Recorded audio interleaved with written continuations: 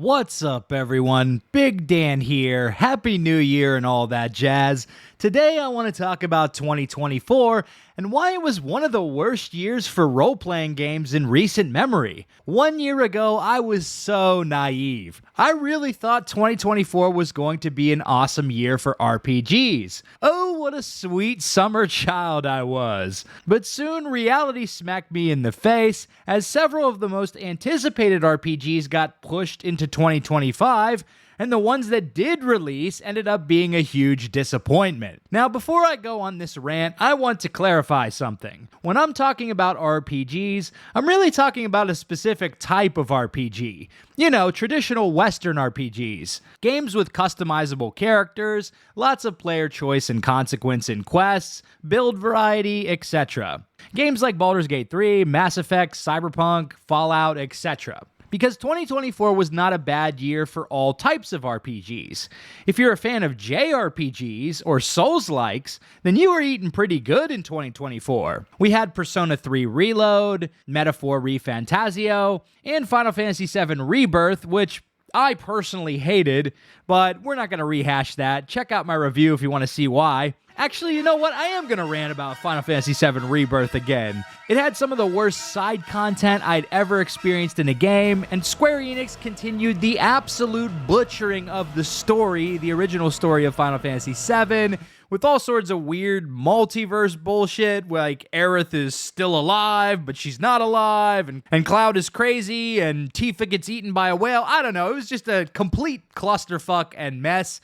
I don't understand why people love that game. I mean, a lot of people were giving this game like 9.5 out of 10 and 10 out of 10. It's like, are you really telling me that Final Fantasy VII Rebirth is on the same level as Baldur's Gate 3, The Witcher 3, the Mass Effect trilogy? I mean, you got to be completely out of your mind if you're putting those games on the same level. But anyhow, I'm not going to go on a huge rant again. I made a 30-minute video reviewing it way back in the day, which I will link in the description if you want to check that out. And for Souls-likes, we had Elden Ring Shadow of the Erdtree, and I guess you could throw in Black Myth Wukong too, but I know someone's going to type in the comments, well, actually, Black Myth Wukong is a Souls-light, not a Souls-like. It's an action game, not an RPG. Yeah, we get it. But for Western RPGs, 2024 was absolute dog shit. First of all, two of my most anticipated titles got delayed into 2025, Kingdom Come Deliverance 2 and Avowed. I'm still super excited for KCD 2, especially now that I've played the first game, and KCD 2 is coming out next month,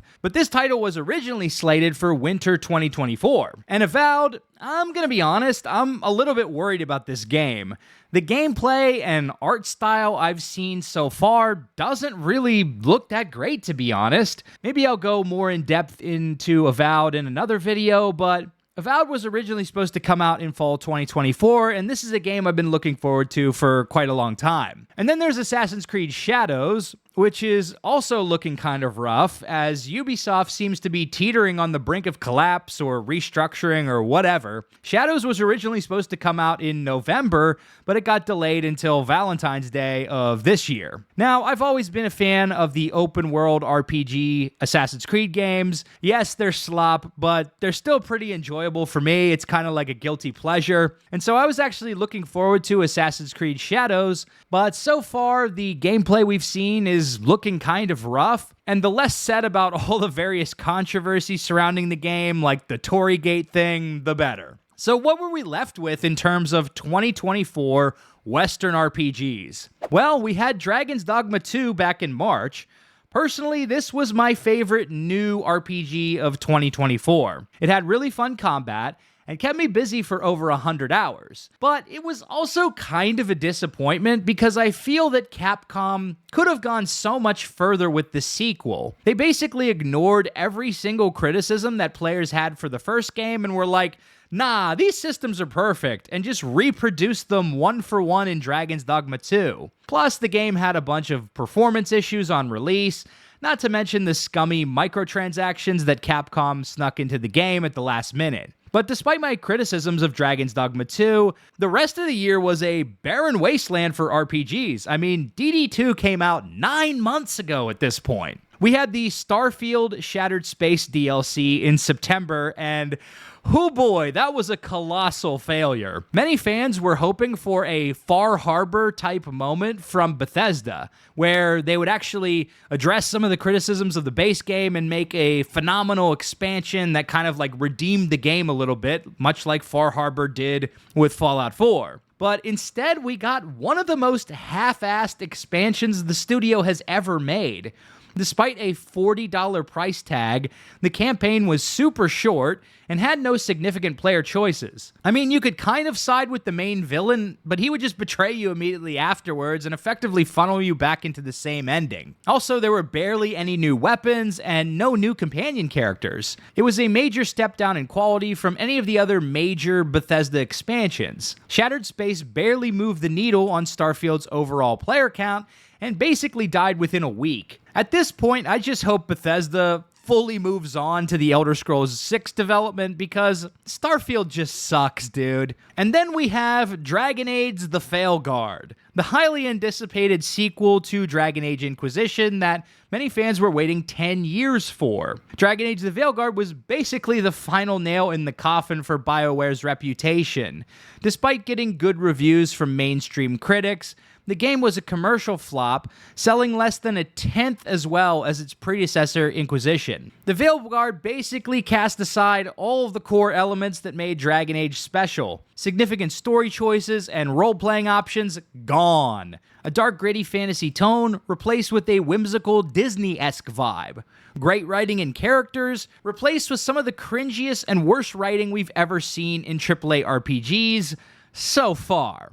Failguard was so bad, it basically sent me into an unhinged spiral of rants on this channel for 2 months, which was far more fun than the game itself, if I'm being honest. At this point, I've lost all hope in BioWare, and I think Mass Effect 5 is probably cooked as well. I'll obviously still play the game since I cover all the major RPG releases on this channel, and Mass Effect is my favorite franchise of all time, but I can't say I'm excited at all to see how BioWare is probably going to ruin Mass Effect even further if they end up developing this game. That's assuming EA doesn't just shut down the whole studio before the game is finished. So yeah, 2024 was not a good year for RPGs.